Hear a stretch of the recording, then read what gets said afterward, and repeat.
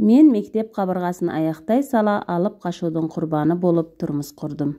Отбасымда үлкен едім. Менен кейін інім және сіңлім бар еді. Менталитетімізге сіңген дәстүр бойынша елден ұят болады, қайтып келген деген атаққа қаласын, пешенеңе жазғаны болар деп мені алып кетпеді. Содан көріп білмеген, маған мүлде жат жерде қалып қоя бердім. Күйеуім сырттай момын жан секілді еді. Келген жерім мал шаруашылығымен айналысады екен. Күйеуім сол малды бағады. Күні бойы аттың үстінен түспей, мал соңында салпақтап жүреді де қояды. Үстінен үнемі малдың иісі шығып жүретін. Ол да бір үйдің үлкені еді. Кейінгілері екі қайын сіңілім болды. Енем мен келін болып түсе салғаннан бастап, мені де малға салды. Сиыр сау, қазан ошаққа сүт пісіру, айран үйіту, күбі пісіп, май шайқау, құрт жасау деген секілді. Ал қайын сіңілдерім күні бойы сыланып, сипанып, сабаққа барып келеді. Дайын асқа тік қасық болып отыра қалады да, артынан дастархан жиып, ыдыс жуысу дегенді білмейтін. Мен ол үйге келгелі істеп жүрген шаруаларының барлығын менің мойныма іле салды. Мені келін емес бір қызметшідей көрді. Қайын атам обалы не керек, жақсы адам еді. Кейде қыздарына ұрсатын, маған болысып үй шаруасын істесін деп, ондай кезде енем түтігіп шыға келетін. Қыздар онсыз да ертең өзге шаңыраққа барғанда істейді, осының барлығын, өз үйлерінде еркелеп жүрсін біраз дейтін. Мұндайда атам енеммен сөз таластырудың бекер екенін ұғып, қолын бір-ақ сілтеп қоя салатын. Сөйтіп мен түсе сала аяғым ауырлады. Күйеуіме ешқандай сезімім болмаса да, супружеский долг дегенді өтеп жүре бердім. Күйеуімді мүлде ұнатпайтынмын. Оның қасына жату деген маған бір тозақтай болатын. Жаныма жолай қалса, үстінен малдың иісі мүңкіп тұратын. Тіс тазалап, жуыну дегенді де білмейтін. Кейін ғана енеме айтып жүріп, тіс щеткасын алдыртып, ең болмағанда тісін тазалауды міндеттедім. Шыт маталар алдыртып, үйдегі көрпе төсектің барлығын сөтіп жаңаладым. Іріп тұрған перделерді де енемнің сандығында жатқан маталардан тігіп, жаңартып іліп қойдым. Өйткені өз үйімізде анамыз осылай тазалыққа үйретіп өсірген еді. Тігіс тігуде жастайымыздан анам үйреткен болатын. Осылай жүргенімде токсикозым ауыр болып мазам қашып жүрді. Бірақ менің мұндай жағдайымды 3 бала туған енем түсінгісі келмеді. Неге сенің басың ауыра береді? Жатаған болып барасын. Бала көтерген сен ғана ма деп сөйлеп, мені босанғанша отырғызбады. Қанша қиналсам да ендігі осы үйге күйеуіме үйренсіп, сіңісіп кетуім керек деп, ата-анама ештеңемді білдірмей өмір сүріп жаттым. Сөйтіп уақытысы келіп ұл босандым. Сәбилі болғаннан кейін күйеуімнің мінезі өзгере бастады. Баяғы момын күйеуім жолдастарымен ішіп келетінді шығарды. Сөйтіп ай шайға қарамай, тіпті емшек сұрап жылап жатқан балаға да қарамай, төсекке сүйрелей беретін болды. Аузы арақ сасып, дөрекіленіп кететін еді. Оның мұнысына қатты қорланатын едім. Содан бір күні әдеттегідей ішіп келіп, төсекке сүйрелей бастағанында мен қарсыласып, жек көрінішті сезіммен итеріп келіп жіберіп едім. Ол ыза болып, сен мені сүймейсің, менен жиркенесің. Менімен амалыңның жоғынан тұрып жатырсың. Мұныңды білемін. Әлде өзге сүйгенің болып па еді? Соны аңсайсың ба? Деп алғаш рет шапалақпен бетімнен осып жіберді. Осылай алғаш рет таяқ жедім. Көзімнің асты ісіп көгеріп кетті. Ертесінде мұны көрген атам күйеуіме айқайлап ұрсып еді. Енем және ұлының сөзін сөйлеп шықты. Ештеме етпейді, кім байынан таяқ жемейді. Кезінде өзің де мені талай рет таяққа жығып едің ғой. Сонда да өлген жоқпыз ғой. Неменеге келінге жаның аши қалды деп және атамның аузын жауып тастады. Мен іштей қатты қорландым. Босанғаным кеше ғана, әлі қырқымыздан да шығып үлгермеген едік. Менің бар жазығым күйеуімді ұнатпағаным ба? Әлде ата-анам айтқандай пешенеме жазылған тағдырға көндігуім бе? Санамды жаулаған мың сұрақ, бірақ шешімі жоқ еді. Осылай жүргенімде ауылдағы 1-2 жақын сыныптас құрбыларым менің босанғаныма құтты болсын айта келіпті. Менің мынадай түрімді көріп, олар шошып кетті.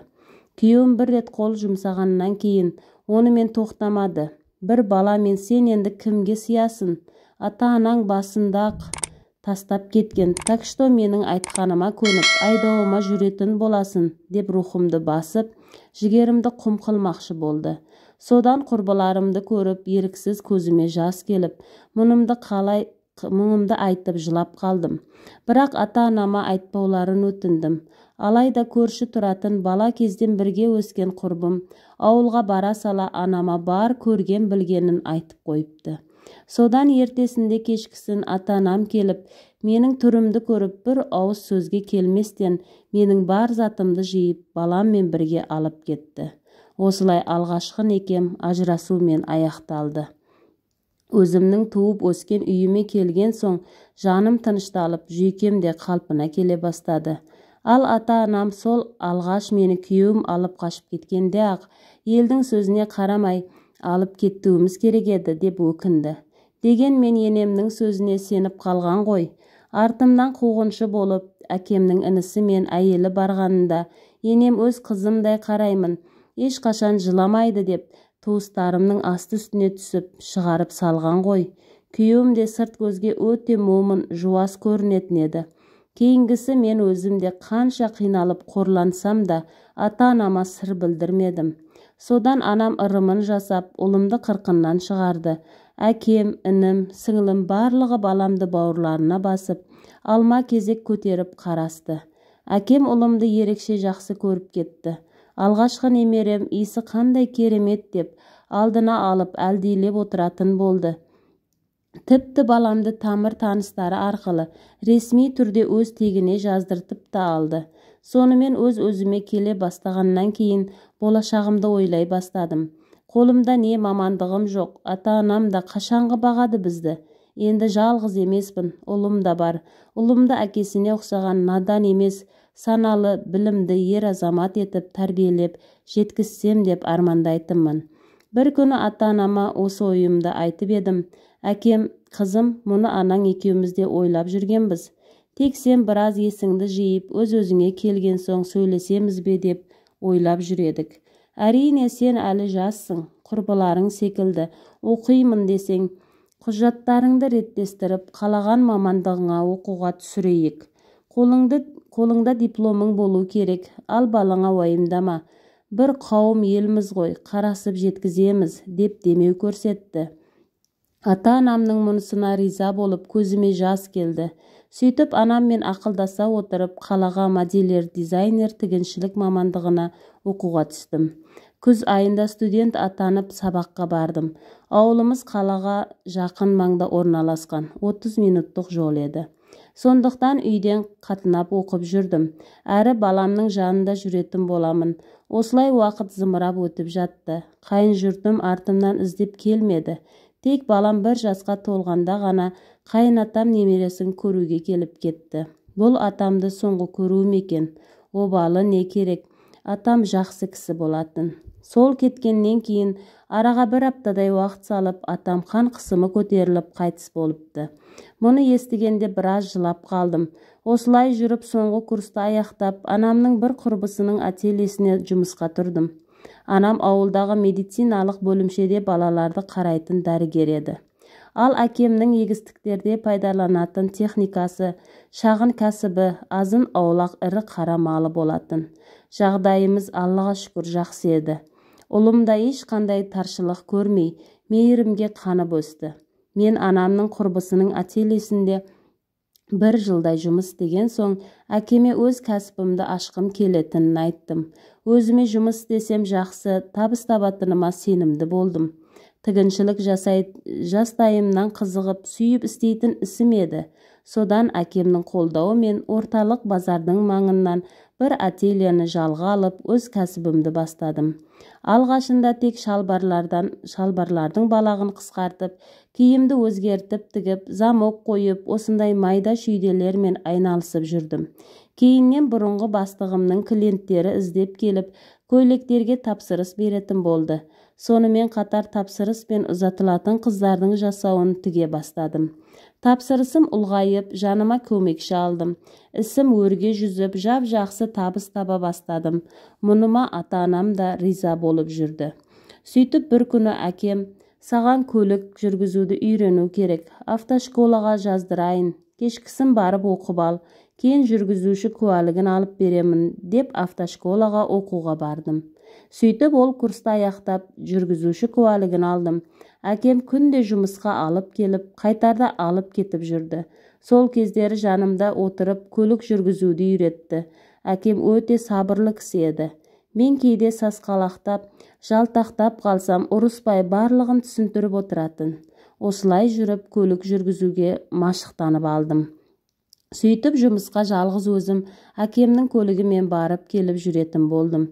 Кеудемді бір қуаныш билейтін, өмірім жақсы арнаға қарай бұрылып келе жатқандай еді.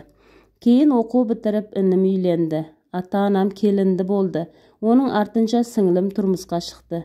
Аллаға шүкір, екеуінде жақсы жандар жолығып, бақтары ашылды. Сіңілім үйге келіп кеткенде, жүзінен оның бақытты екенін байқадым. Осы кездері мен өзімді бір түрлі жалғыз сезіне бастадым. Сіңілім тұрмысқа шыққаннан кейін, анам да қызым жалғыздық жаратқанға ғана жарасқан. Егер жақсы жігіт кездесіп, сөз салып жатса ойлан. Ұлың саған кедергі болмайды, оны өзіміз жеткіземіз. Әкеңнің дәу көш десе шығар жаны бөлек екенін білесің ғой. Сен де бақытыңды кездестіріп, отбасын құрғаныңды тілейміз. Дегенде мен біраз ойланып қалдым. Алғашқы күйеуіммен ажырасып кеткеннен кейін қайта тұрмыс құру жайлы ойланбаппын. Өйткені әбден жүрегім шайлығып қалып еді. Оның үстіне бір күйеуден қайтқанмын. Ұлым да бар, маған ешкім үйлене қоймас деп ойлайтынмын. Ер кісілер мені пайдалану үшін сөз салатындай көрінетін. Сөйтіп ешкіммен сөйлесіп көрмеппін. Кейіннен жан жағыма қарай бастадым. Сыныптас құрбыларымның барлығы тұрмысқа шығып, балалы болып жатқаны қашан. Мен де екінші рет тұрмыс құрып, бақытымды іздесем болады екен ғой, деп ойланып қалдым. Осылай жүргенімде сіңлімнің тойы болды. Бар жасауын өзім тігіп дайындадым.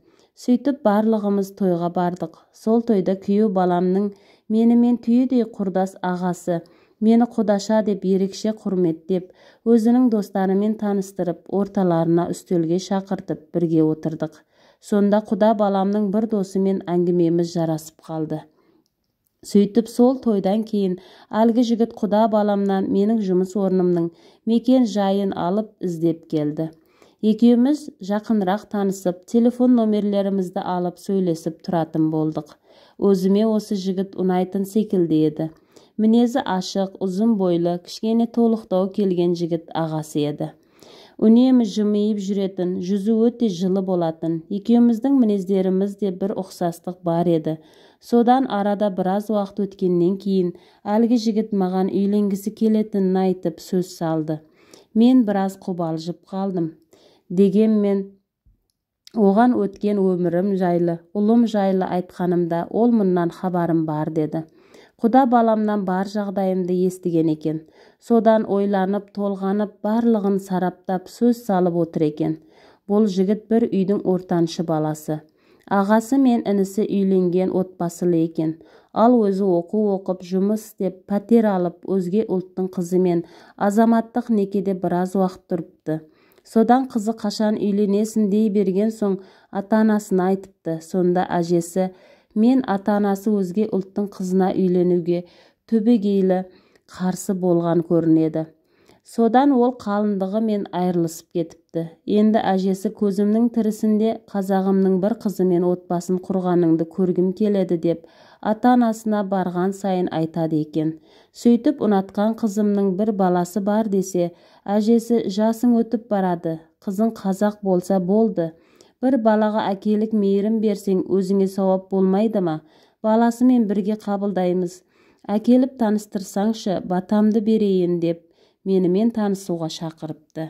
Ал ата-анасы әжесіне қарсы сөз айтпайтын көрінеді. Сөйтіп анаммен ақылдасып, Жігітімнің әжесімен, ата-анасымен танысып қайттым. Өте жақсы оқыған, заманауи, көздері ашық жандар екен. Мені жақсы қарсы алды. Сөйтіп ата-анаммен ақылдасып, арада 2 ай өткен соң тұрмысқа шықтым. Жігітім ең жақын туыстарын шақырып, құдалық той жасады. Бағым жанып, өзімнің ұнатқан адаммен отбасын құрдым. Ұлымды үйленгеннен кейін 1 айдан соң өзіммен бірге алып кеттім. Әкем біраз қимай бергісі келмегендей көрінгенімен, анам өз анасының жанында болсын деп әкем әрең басылды. Бұл уақытта ұлым да ес біліп, алғашқы сыныпқа барғалы жүрген болатын. Ол да алғашында ата-апасын қимай, сағынып, жиі барып жүрдік. Кейін күйеуім ұлымды өзіне баурап, екеуі жақсы тіл табысып кетті. Бірақ әлі күнге дейін күйеуімді көке дейді. Тұрмысқа шыққаннан кейін аяғым ауырлап, алдымен қыз, кейін араға 3 жыл салып және ұл босандым. Қазіргі таңда 2 ұл 1 қызым бар. Отбасыммен бақыттымын деп айта аламын. Кезінде алғашқы күйеуімнен ата-анам дер кезінде айырып алған екен. Болмаса қазіргі таңда қандай күйде өмір сүріп жүрер едім деп ойлаймын кейде.